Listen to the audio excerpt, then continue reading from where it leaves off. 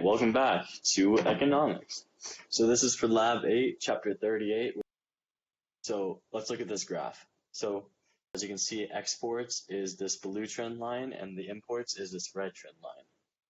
On the y-axis, this shows the annual amount in billions of dollars, while the x-axis shows years.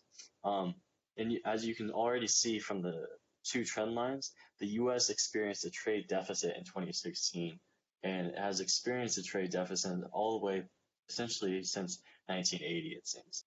So the initial analysis. So the amount of U.S. exports in 2016 to the international markets was $2.23 trillion in overall goods.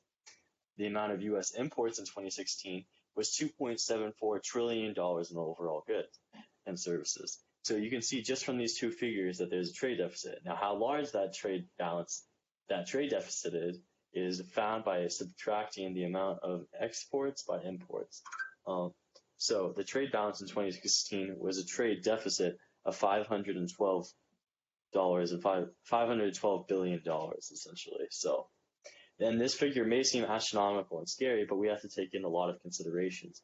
So multiple factors have to be considered, like movements in exchange rates and cash reserves, asset ownership, and just the overall influence of the United States in the world economy.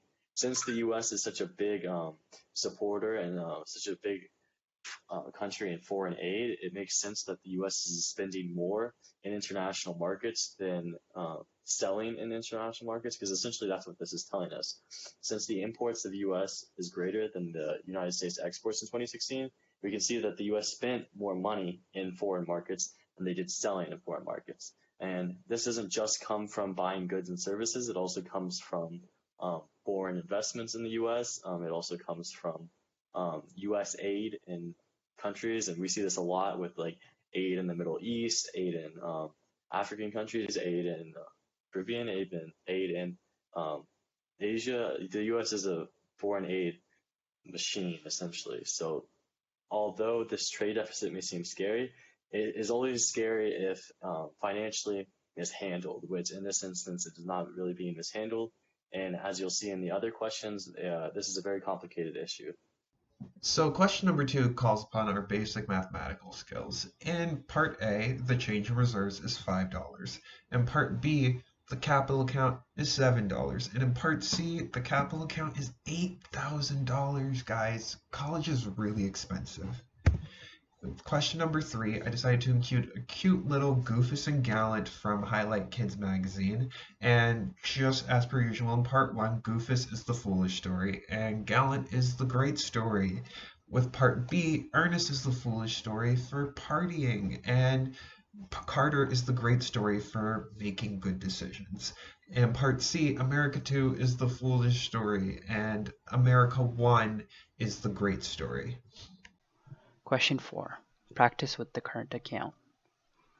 Part A. This would decrease the current account due to net transfers from country X to country Y. Since the money is flowing out of country X to country Y, the current account is decreased. Part B. This would increase the current account due to income receipts coming from country Y. So country investors in country X are receiving money, so money is flowing into the country. So C, this would decrease the current account due to income payments, which is the opposite of income receipts. The money is going outside the country X to country Y. D, this would decrease the country account due to net transfer, similar to part A, except this is privately sent money. The money is going from country X to country Y to the family of the immigrants. Part E, this would decrease the current account because imports, when you're importing something, you got to pay money to the other country for importing these products. Question 5. Part A. This is a foreign direct investment. This would increase country X's capital account because there has been an increase in foreign-owned assets in country X. So they're paying country X the money to get the assets, basically. Part B, this is a portfolio investment. This would decrease the capital because there is an outflow of money from country X to country Y in terms that country X is paying a corporation country Y for stock, hence the money is going outside the country. C, this is also a portfolio investment, but this would increase the capital account because there is an inflow of money from country Y to country X. Another way to think is that country Y is acquiring, or foreign assets are increasing in country X. Therefore, this would increase the capital account. And D, this is a foreign direct investment, and this would decrease the country X's capital because country X's foreign assets is increasing.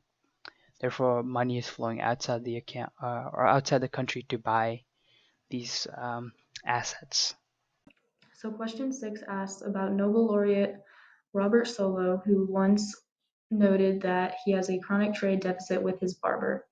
And is this a problem? Why or why not? How does this relate to the US trade deficits? So this is not a problem because the barber also has a constant trade deficit with someone else, and Solow has a constant trade surplus with someone else. So it balances out that he has a deficit and a surplus. And the US is in trade deficit with China, Mexico, and Japan. However, they are also in a trade surplus with other countries such as the UK, so the economy is stable.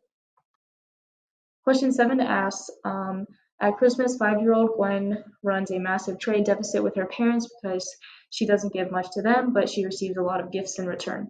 So is this trade deficit a good thing for Gwen? It is, because she receives the benefits of her imports without having to pay much for them.